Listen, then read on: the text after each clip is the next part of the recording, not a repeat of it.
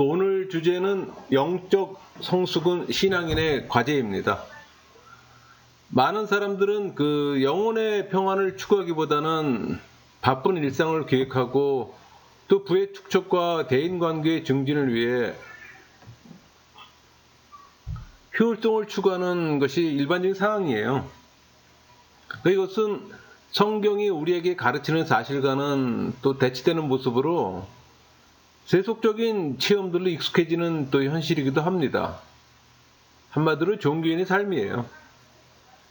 영성가가 바쁘지만 서두르지 않는 이유는 영혼의 고요함을 깨는 일에 결코 손대지 않기 때문입니다. 신앙인의 삶의 성공의 원리는 하나님과의 교제와 영혼의 다스림에 있어요. 그때 진정한 영적 파워와 또 평안으로 또 변화된 삶을 이룰 수 있기 때문에 영혼의 고요함을 유지하는 사람은 내면의 세계에서 통찰력과 지혜를 얻고 또 모든 일에 적절한 균형과 조화가 또 이루어지고 또 외적인 일을 적절하게 관리할 수가 있는 겁니다. 또 이런 사람들은 어려움도 돌파하고 또 바른 믿음과 타인에 대한 사랑을 또 소유하게 됩니다. 우리는 하나님의 현존을 인식할 수 있고 또 그분이 주시는 평강으로 또 삶의 경건을 또 지속적으로 추구할 수 있는 겁니다. 최근에 집안이 가라앉아 함몰되는 곳이 많아요. 여러분들 텔레비나 신문을 보면 아시겠지만 여러 장소에서 이런 현상들이 자주 나타나므로 또 우리 주변에도 언제 그렇게 될지도 몰라요. 우리 중 많은 사람들이 이 같은 위험 속에 살고 있는 겁니다. 매스컴을 통해 한 번씩은 다 봤을 거라고 생각합니다. 근데 이것을 우리의 영적 세계에 적용해 보면 아마 상당수의 우리는 두 개의 다른 세계 속에 살고 있어요. 외부와 내면의 세계. 육적 세계와 내적 세계가 있는 거예요. 근데 육적 세계와 또 영적 세계로 구분하는 건 우리가 신앙인이기 때문에 우리 신앙생활하는 사람들이기 때문에 이제 그렇게 구분을 할 수가 있는 겁니다.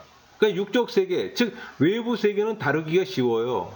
이 외부 세계는 일이나 오락, 대인 관계들로 이루어져 있고 또 성공, 인기, 재물 등 쉽게 평가할 수 있는 부분이잖아요. 영적 부분은 내면 세계 영역입니다. 내면 세계는 기독인의 어떤 정체성이 형성되고 또 묵상과 기도가 또 추구하는 곳이에요. 또 예배와 신앙 고백이 이루어지는 곳이고 또 세속의 욕망을 침투하지 않는 영역으로도 만들 수 있는 곳이기도 합니다. 우리 외부 세계는 눈에 보이는 현실이기 때문에 끊임없이 많은 시간과 또 마음, 또 물질과 정욕을 또 요구합니다. 그러나 영적 세계는 우리에게 강한 의지가 있다면 외적 세계의 영향력을 또 차단할 수가 있어요. 물론 차단하지 않으면 그 집안에 함몰된 구덩이처럼 무너져 내릴 때까지 방치되는 겁니다. 내면 세계를 인식하지 못하고 관리하지 못하는 많은 사람들이 있어요. 많은 사람들 가운데에는 외적인 가정과 직장, 교회에서 무거운 책임을 지고 또 수고하는 사람들이에요. 또 이들은 유능한 사람들입니다. 그러나 상당수는 많이 지쳐 있어요. 종교인이기 때문에 내면 세계를 무시한 채 외적 세계에만 치중하는 삶을 살기 때문에 그렇습니다. 그러다 함몰 사건을 또 경험하면 또 맥없이 무너져요. 우리 삶에는 여러 종류의 위험이 도사리고 있잖아요. 그러나 영혼은 평안합니다. 위험이 돌출되기 전까지는. 아무리 외부 상황이 위험해 보이더라도 영혼은 안전한 것처럼 보여요. 사람들은 긴장과 압력이 삶에 가중될 때 영적 세계에 의지하지 않고 또 외적으로 더 많은 정보를 위해 또 뛰어다닙니다. 실상 우리의 내면의 영적 세계는 그 어떤 어려움도 해치고 파괴할 수 있는 영적 힘을 얻을 수 있는 유일한 장소인데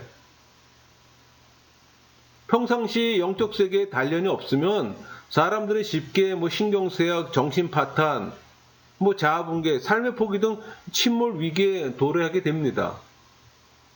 외적 압력들을 견뎌내기 위한 안전과 힘이 없어 사람들이 산산조각 나는 것은 단련을 위한 뭐 실수나 성숙을 위한 실패는 차원이 달라요. 우리는 성경에서 성경 기자들이 그 내적 파워가 있음을 우리는 발견합니다. 성경 기자들은 원칙을 잘 알고 있어요. 그러니까 창조주는 우리 내면 세계로부터 외부 세계를 지향할 때 가장 능률적으로 살 수 있도록 우리를 만드셨어요. 그러니까 우리는 내면 세계의 안정으로 또 외부 세계를 또 변화시킵니다. 그래서 평상시 영적 훈련이 필요한 겁니다. 또 회심한 그리스도인도 영혼의 죄가 거주함으로 욕망을 누르는 그 성령의 지배를 받기 위해 또 은혜의 방편으로 훈련이 필요합니다. 여러분, 외적 상황이 시끄럽고 혼란스러워도 내 자신의 마음속에는 아주 고요하고 또 편안한 시간을 보낼 수 있어요. 그것은 내면 세계의 질서에서 오는 평화 때문에. 여러분, 영적 세계라고 해서 대단한 것처럼 느낄 필요는 없습니다. 그러니까 성령이 내주하고 성령의 지배를 받으면 그게 영적 세계를 소유하는 겁니다. 물론 성령 세례 받지 않은 사람은 영적 세계라기보다는 그냥 내면의 세계라고 표현하는 게 또 옳을 겁니다. 그러니까 종교인은 성령의 사역을 뺀 나머지 내면 세계를 보면 됩니다.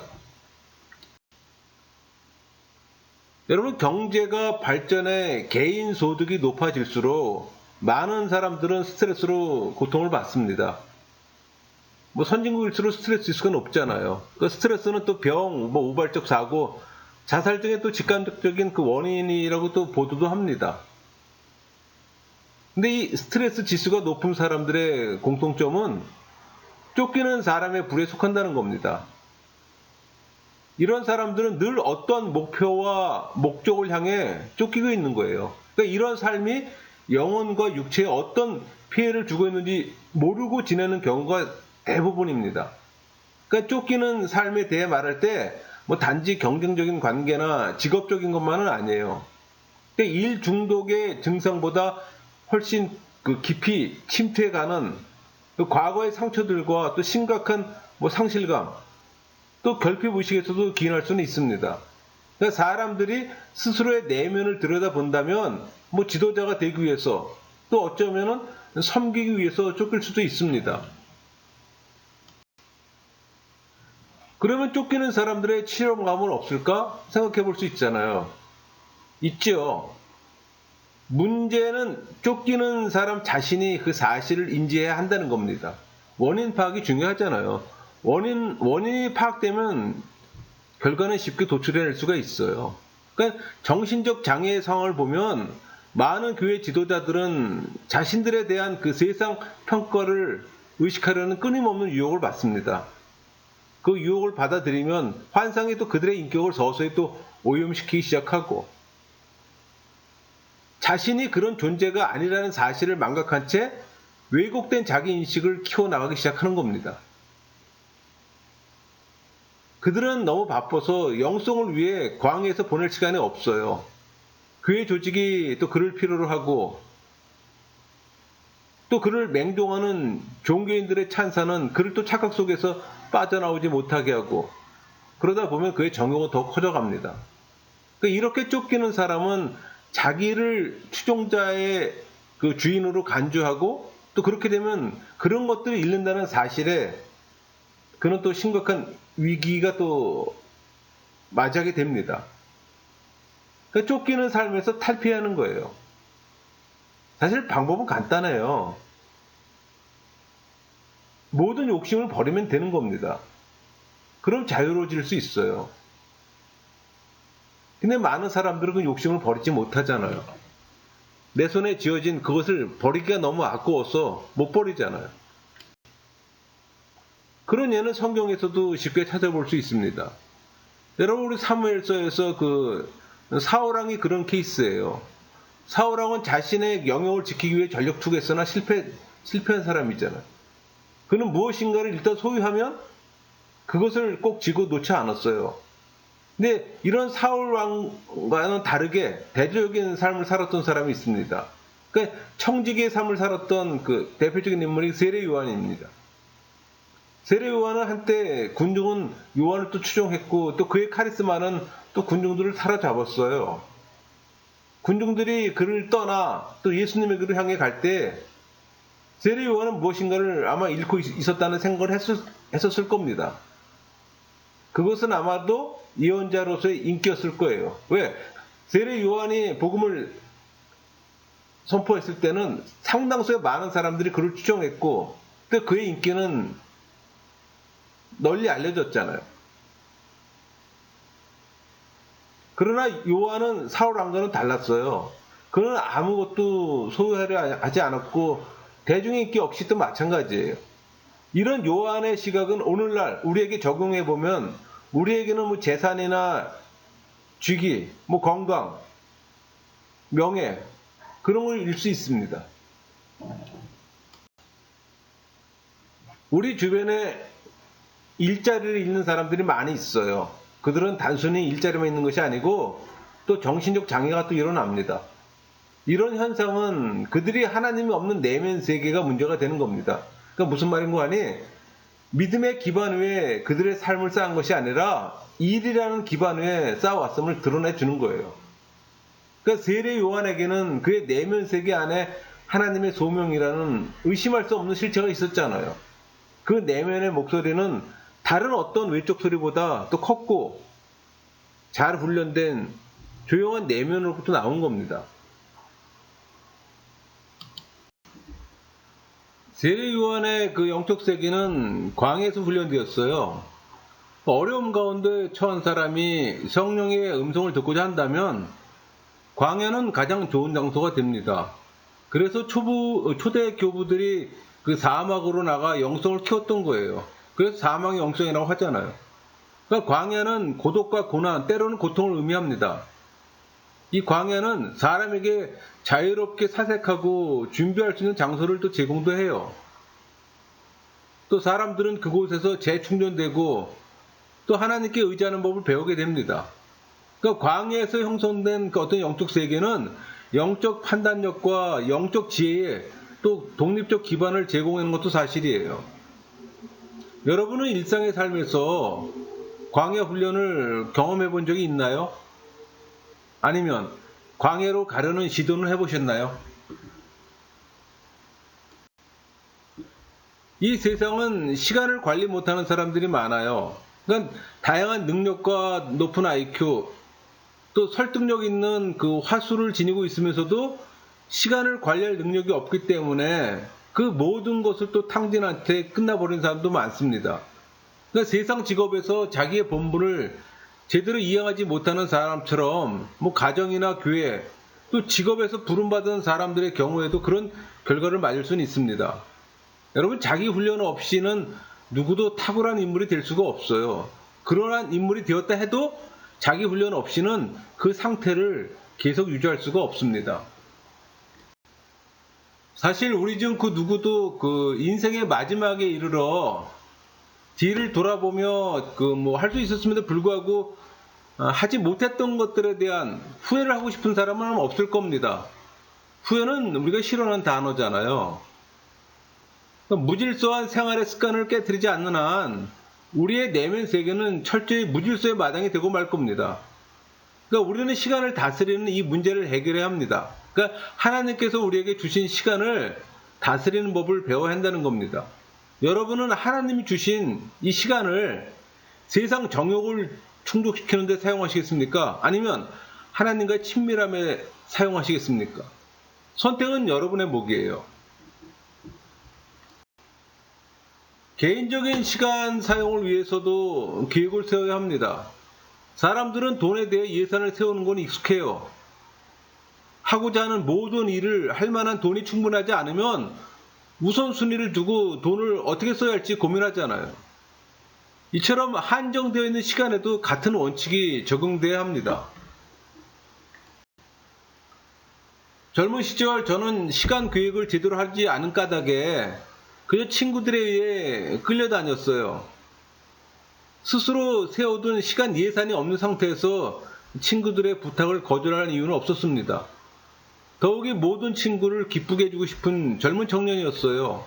그러니까 무질서한 시간 사용 탓에 독자적으로 내 시간을 통제하지 않았기에 내 주위의 사람들이 내 시간을 주도했던 겁니다. 지금 생각해보면 굉장히 어리석었던 거죠. 내가 친구들과 어울려 사용했던 그 시간들은 분명 시간 사용에 있어서 우선순위를 차지할 만한 일은 아니었습니다. 그러니까 세상 사람들은 타인의 관심을 끌려고 아우성치는 사건들이 늘 둘러싸여 있어요. 그러나 사실 가장 크게 소리를 지르는 일이라 해서 반드시 가장 급한 일은 아닙니다. 제가 깨달은 것은 계획하지 않은 시간은 내가 계획된 시간 사용을 결정하기 전까지 무질서한 상황으로 계속 진행된다는 겁니다. 그렇다면 시간 사용을 위한 올바른 기준을 갖기 위해서는 어떻게 할까 생각해 볼 수 있잖아요. 그러니까 예수님 사역에서도 그러하셨듯이 우리의 사명에 대해서도 정확한 이해가 요구됩니다. 즉 우리의 시간을 가지고 무엇을 하는 것이 최선인지, 꼭 해야 하는 필수적인 것은 무엇인지, 이 원칙이야말로 참으로 중요합니다. 성공 여부는 이 원칙에 달려 있어요. 그 이유는 이 주어진 시간들이 갖는 이 공통점은 그 시간들이 무시된다 하더라도 절대로 소리를 치지 않는다는 겁니다. 예를 들어 제가 영적 훈련을 소홀히 한다고 해서 하나님께서 당장 큰 소리로 고함치지 않으세요. 얼마 동안 잘 버팁니다. 묵상을 위한 시간이 사라졌다 해도 관대합니다. 또 성경 연구를 하는 시간을 우선순위에서 빼놓았다 하더라도 얼마가는 별탈이 없어요. 이런 것들은 큰 어려움 없이 얼마 동안 무시될 수가 있습니다. 그런 이유로 오래전에 그것들을 위한 시간 계획을 짜지 않으면 다른 일들이 그 자리를 차지하게 됩니다. 불행히도 그것들이 너무 장시간 무시되고 나면 마침내 하나님과의 관계나 영적 훈련들이 심각한 지경에 처하게 되고 또 회복하기에 너무 늦은 것을 우리는 발견하게 됩니다. 그래서 나이들 먹어서 많은 후회들 하잖아요.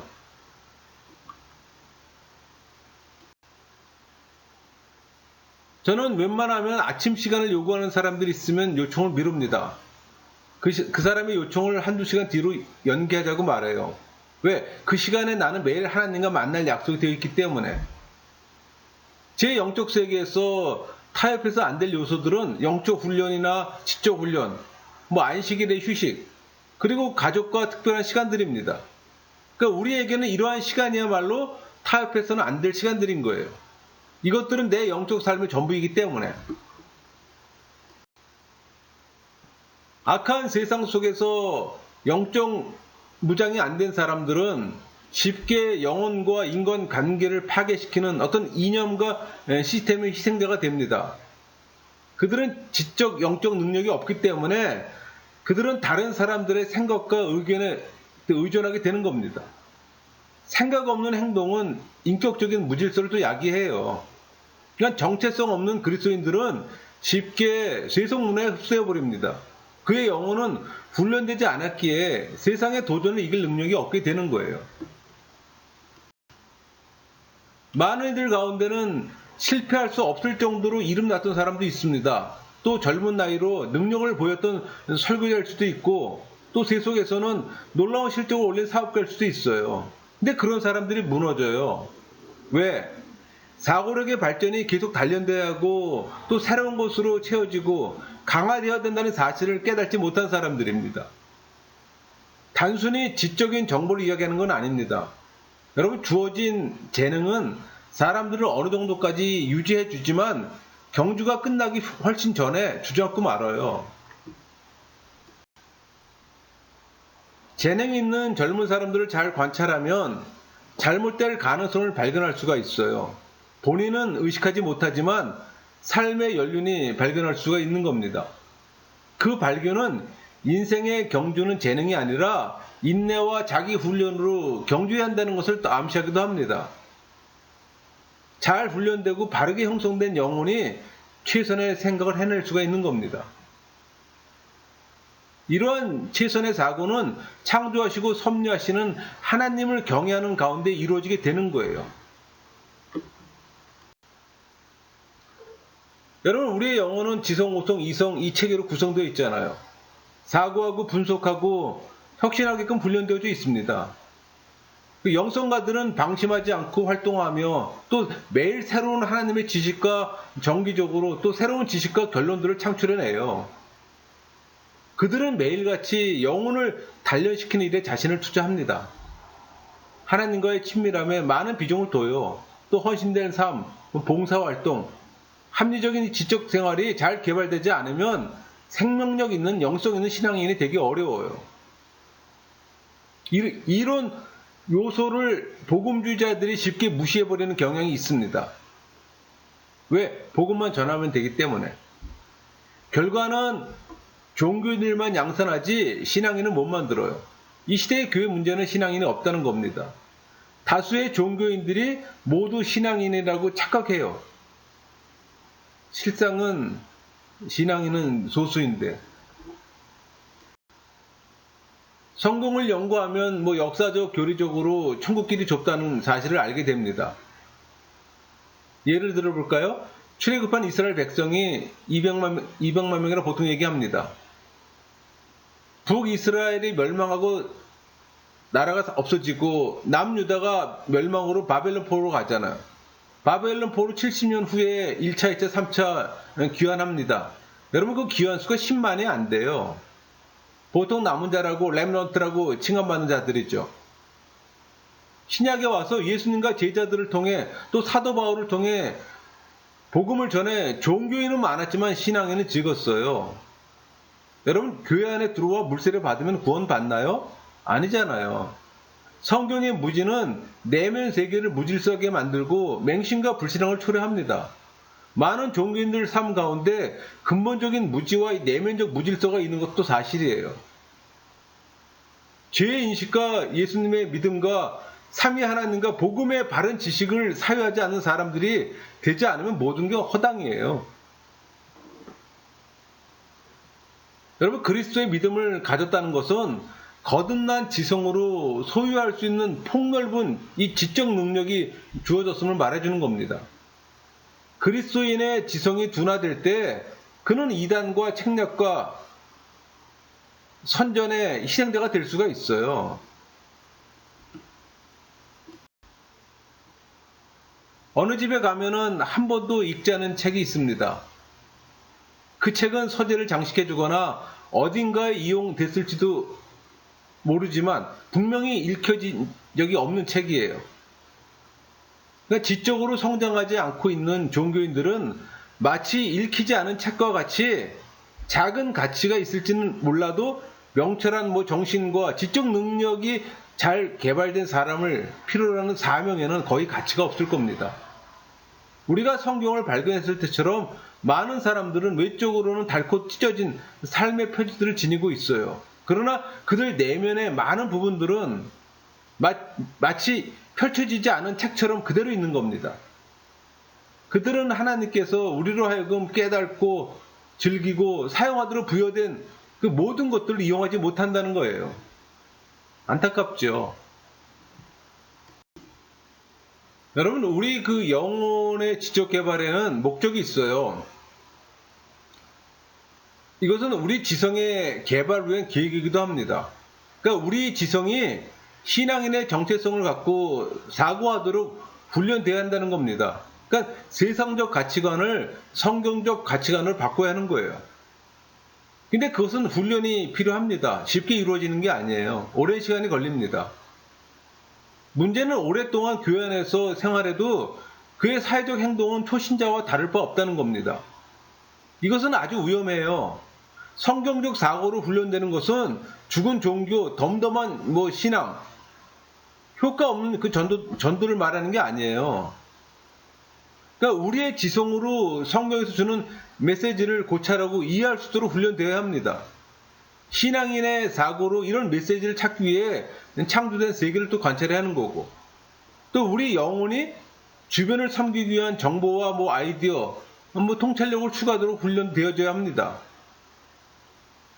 이 지적 개발은 자신의 성장뿐만 아니라 타인을 섬기기 위해 또 사용 능력을 또 사용하는 겁니다. 또 우리의 사고력을 성장시키기 위해서는 훈련해야죠. 그래서 듣는 훈련을 통해 또 성장합니다. 그러니까 모든 사람들의 말에 그 귀 기울일 때 성장하잖아요. 때로는 적대자까지 포함해서.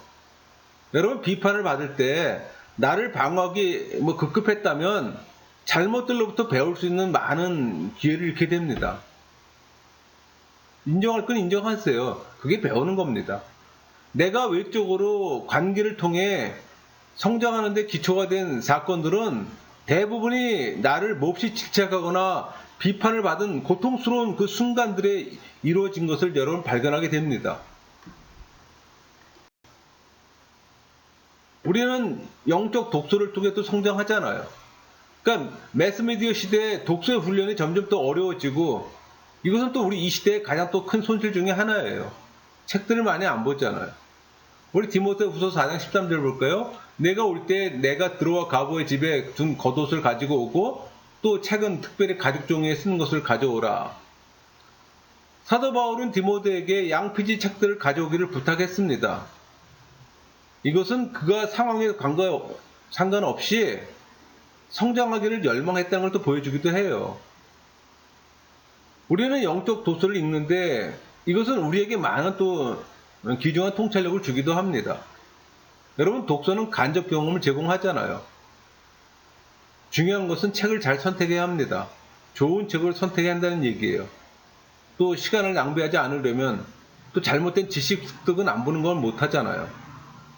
그러니까 독서 중에 생각나는 중요한 생각이나 사상들 또 남에게 도움될 만한 내용들은 메모하세요. 도움이 됩니다. 결국 독서하지 않는다면 또 그는 성장이 멈추는 겁니다. 성경 공부도 마찬가지예요. 교회 생활을 아무리 열심히 하면 뭐합니까? 성경 연구를 안 하면 아무 의미가 없잖아요. 또 우리는 훈련된 공부를 통해서 또 성장도 합니다. 그러니까 우리는 열정적 공부를 위한 훈련을 추구할 때 성장하는 거예요. 교육과 훈련 없이 성장할 수 없다고 저는 단언합니다. 그러니까 우리의 생각을 넓혀주는 교육 과정에 참석하거나 또 새로운 것을 배우게 하는 도전을 받아들이거나 또 하나님의 세계를 배우기 위한 다양한 훈련들을 통해 이루어져요. 또한 배우기를 희망하는 그리스도인들은 언제나 노트를 갖고 다닙니다. 여러분 메모 습관은 우리에게 주어지는 지식과 통찰력을 저장함으로 모든 성장의 혜택을 또 누리게 하는 방법이기도 해요. 우리 에스라는 지성이 성장한다는 걸 믿는 사람입니다. 에스라는 말씀 연구했고 또 배운 것을 행했으며 또 사람들에게 가르쳤잖아요. 그의 영혼은 충만해져 있고 또 하나님께서는 예루살렘 재건을 위해 수많은 사람들을 이끌며 또 사람들을 하나님의 법도와 그 율례를 세우기 위한 일에 또 그를 사용하셨어요. 그러니까 우리도 영적 성숙을 이룬다면 우리는 하나님을 더욱 온전히 알게 되고 또 다른 사람들을 섬기는데 또 유익한 사람이 될 겁니다. 창조 원리의 의도대로 우리의 성숙한 지성은 성숙할수록 하나님의 영광을 드러내기 시작하게 될 겁니다. 여러분 영적 차원의 평안을 원한다면 행하세요. 하나님과 교제를 위해 영혼의 처소를 만들어 놓고 그곳에서 하나님과 친밀함을 키워가세요. 누구나 하나님과 친밀한 대화를 나눌 수가 있습니다.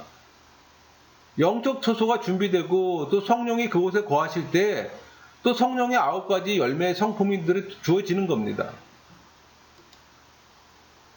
또한 자제력의 능력과 또 악을 분별하고 진리를 찾아내는 능력을 소유하게 되는 거예요. 예수님은 우리에게 청합니다. 내게 와서 배워라. 초대교회 그 사마귀의 교부들은 영성 개발을 위한 고유한 환경의 중요성을 깨닫고 침묵과 고독 또 내적 평화를 서로에게 강조했어요. 여러분 초대교부의 영성에 관심을 가져본 사람이라면 초대교부의 생활상을 쉽게 알 수가 있습니다. 그들의 기본적인 영적 훈련 이 방법으로 고독, 침묵을 추구하고 또 규칙적으로 성령의 내적 음성을 듣고 또 사색과 묵상의 체험을 합니다. 또 예배와 간구로서 기도를 하고 그러니까 이런 것들이 그들에게 주어진 그 삶의 모든 시간을 그렇게 사용했던 겁니다. 여러분 영성은 하루 이틀 사이에 나오는 게 아니잖아요.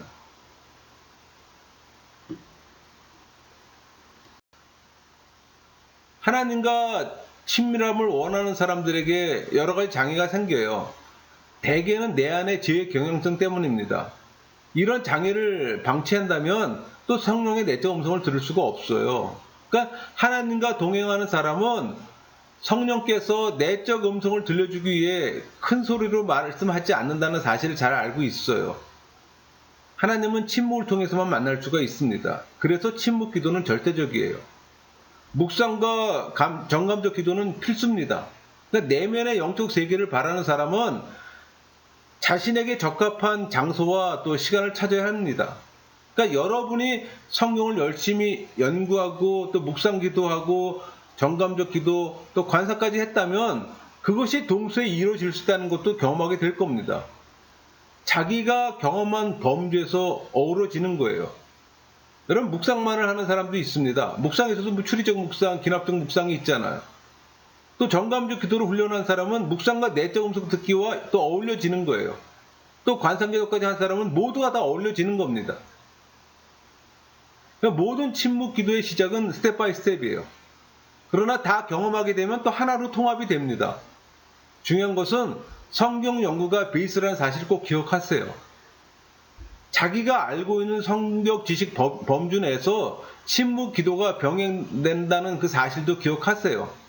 오랜 경험의 조언입니다. 많은 것을 다 하고 싶지만 그 정도가 되려면 대가 지불이 커요. 그래서 많은 사람들이 포기하는 거예요. 생각만 하고 도중하차합니다. 제가 아는 상당수 사람들이 다 그랬어요. 여러분 내면의 영적 세계의 처소에서 말씀하시는 이 성령의 음성을 듣는 아주 효과적인 방법 중에 하나는 일기 쓰기입니다. 메모도 괜찮아요.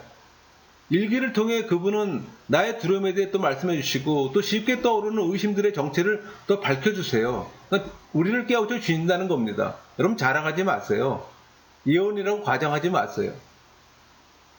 일기는 내 속에 내 속사람을 적나라하게 마주하게끔 도와줍니다.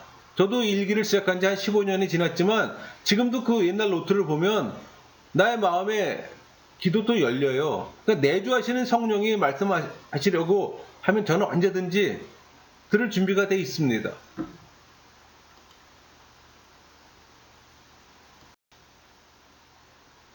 여러분 그 영적 훈련은 사색과 묵상을 통해 이루어집니다. 그러니까 묵상은 성경 본문을 택해 그 말씀이 자아의 가장 깊은 속으로 들어가도록 하는 거예요. 그럴 때 그것은 회개나 확신, 찬양, 감사 결과로도 나타나는 겁니다. 그러니까 그 말씀을 거듭 생각하는 가운데 그 말씀이 내면의 영적 세계에 조금씩 녹아내려요. 이런 묵상을 통해 우리 마음은 또 주님이 우리에게 말씀하시는 것을 깨닫게 되고 또 새로운 방향을 얻게 됩니다. 여러분 성경은 영적 양식을 먹는 데 있어서 묵상의 재료 절대적입니다. 그러니까 성경을 텍스트로 하면 긍정신학이 되고 벗어나면 부정신학이 되는 거예요. 이 부정신학은 긍정신학을 마스터한 다음에 가는 과정입니다. 관상기도 할 때 경험하게 되는 거예요. 그러니까 내면의 영적 세계의 처소에서 성령과의 교통을 고양시킬 수 있는 길은 침묵 기도를 통해서만 가능합니다. 믿음의 선배들의 특징은 사소한 행동조차도 하나님께 알리는 습관들이 있었습니다. 그들은 항상 자신들의 영혼 안에 성령을 소유했고 또 성령의 인도함을 받는 자신을 발견했던 겁니다. 여러분 영적 전쟁의 시간에 완전한 그 확신을 가지고 하나님을 향해 가면 하나님의 임재 속에서 겸손히 또 예배하고 또 우리의 걱정과 또 약함을 토로하게 됩니다. 그렇게 할 때 우리에게 없는 그 모든 덕목을 그분께서 제공해 주세요. 그러니까 우리는 건전하지 않은 어떤 정신적, 감정적, 윤리적 이런 영적 태도를 다른 법을 배우게 됩니다. 우리에게 약했던 부정적인 것들 다 내려놓고 주님께 맡기세요. 주님 이것들 다 파하세요. 그렇게 말만 하면 되는 겁니다, 여러분. 중요한 것은 그런 많은 문제점들을 내가 인식하지 못한다는 거예요. 모든 문제 해결은 원인부터 아는 게 중요하잖아요. 문제 인식이 제일 중요하잖아요. 인식을 바르게 할 때 바른 또 해답을 만들 수가 있잖아요. 여러분, 성경적 의미의 휴식에는 영적 세계의 질서를 또 회복시키는 기능이 있습니다. 또 이런 휴식은 일상의 삶에서 정기적으로 또 우리가 멈춰서서 우리 삶의 근거가 되고 진리와 헌신을 정리할 때 또 이루어집니다. 여러분, 우리는 날마다 수천 가지 생각으로 밀당하잖아요. 결정하고 같이 판단하고 또 시간과 자원을 투자하도록 요청받아요. 여러분은 이런 상황이 오면 여러분은 어떤 진리의 기준으로 그걸 결정하시겠습니까? 하나님의 섭리에서 당신 백성들이 이 질문을 깊이 다룰 수 있도록 안식을 주신 겁니다. 성자 하나님은 늘 성부 하나님께 필요한 힘과 이 방향을 얻기 위한 휴식으로도 나아가셨어요. 그러니까 성자 하나님은 항상 쉼을 얻었고 또 그분의 영적 세계는 영적 질서의 또 원천이기도 했습니다. 여러분, 유대인들은 안식일을 하나님을 아는 지식과 성화의 기념비로 만들고 하나님은 모든 사람이 자신의 일주일간의 수고의 결과를 보고해야 하는 유일한 창조주이심을 또 알기를 원하셨던 거예요.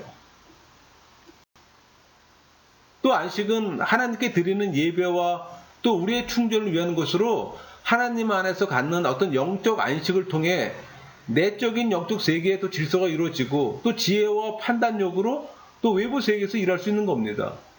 여러분, 세상과 교회에게 하나님 안에서 누리는 안식은 절대적으로 필요합니다. 내면의 영적 세계를 소유한 신앙인은 하나님께 전적으로 의탁하며 또 성령의 내적 음성을 듣고 순종하는 삶이할 말로 온전한 삶인 겁니다. 그렇게 살 때 삶의 기쁨은 또 빛을 발하고 또 그로 인한 또 평강을 또 체험하게 되는 거고 그 평강 속에서 나오는 겸손은 또 깊이가 있는 겁니다. 여러분, 그때 그 파워는 또 세상에 선한 영향력을 끼칩니다. 또 그 영향력의 사랑은 모든 걸 덮어주고 그렇게 사는 영적 단순함이 하나님이 원하시는 신앙인의 삶인 것입니다. 심플하잖아요, 여러분. 복잡한 거 아니에요. 여러분 모두가 영적 성숙을 이루고 또 하나님이 원하시는 신앙인의 삶을 살기를 소망합니다. 마치겠습니다.